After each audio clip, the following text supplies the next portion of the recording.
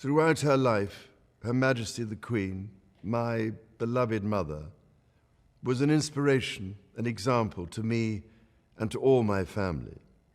And we owe her the most heartfelt debt any family can owe to their mother, for her love, affection, guidance, understanding, and example.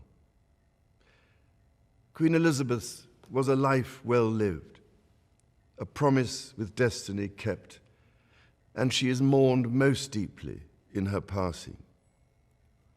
That promise of lifelong service I renew to you all today. Alongside the personal grief that all my family are feeling, we also share with so many of you in the United Kingdom, in all the countries where the Queen was head of state, in the Commonwealth and across the world, a deep sense of gratitude for the more than 70 years in which my mother, as Queen, served the people of so many nations. In 1947, on her 21st birthday, she pledged in a broadcast from Cape Town to the Commonwealth to devote her life, whether it be short or long, to the service of her peoples. That was more than a promise. It was a profound personal commitment which defined her whole life. She made sacrifices for duty.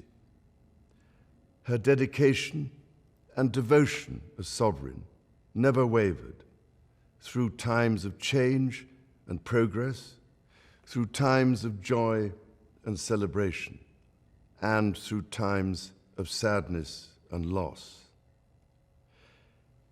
In her life of service, we saw that abiding love of tradition, together with that fearless embrace of progress, which makes us great as nations.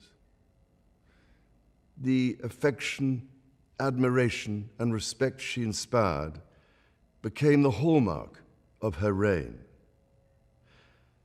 And as every member of my family can testify, she combined these qualities with warmth, humor, and an unerring ability always to see the best in people.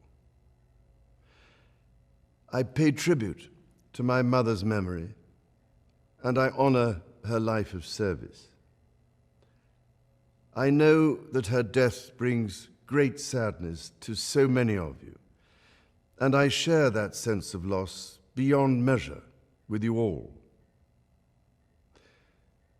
When the Queen came to the throne, Britain and the world were still coping with the privations and aftermath of the Second World War, and still living by the conventions of earlier times. In the course of the last 70 years, we have seen our society become one of many cultures and many faiths. The institutions of the state have changed in turn. But through all changes and challenges, our nation and the wider family of realms, of whose talents, traditions, and achievements I am so inexpressibly proud, have prospered and flourished. Our values have remained and must remain constant. The role and the duties of monarchy also remain, as does the sovereign's particular relationship and responsibility towards the Church of England, the church in which my own faith is so deeply rooted. In that faith and the values it inspires, I have been brought up to cherish a sense of duty to others and to hold in the greatest respect the precious traditions, freedoms, and responsibilities of our unique history and our system of parliamentary government. As the Queen herself did with such unswerving devotion, I too now solemnly pledge myself, throughout the remaining time God grants me, to uphold the constitutional principles at the heart of our nation. And wherever you may live in the United Kingdom, or in the realms and territories across the world, and whatever may be your background or beliefs, I shall endeavor to serve you with loyalty, respect, and love, as I have throughout my life. My life will, of course, change as I take up my new responsibilities. It will no longer be possible for me to give so much of my time and energies to the charities and issues for which I care so deeply. But I know this important work will go on in the trusted hands of others. This is also a time of change for my family. I count on the loving help of my darling wife, Camilla. In recognition of her own loyal public service since our marriage 17 years ago, she becomes my Queen Consort. I know she will bring to the demands of her new role the steadfast devotion to duty on which I have come to rely so much. As my heir, William now assumes the Scottish titles which have meant so much to me.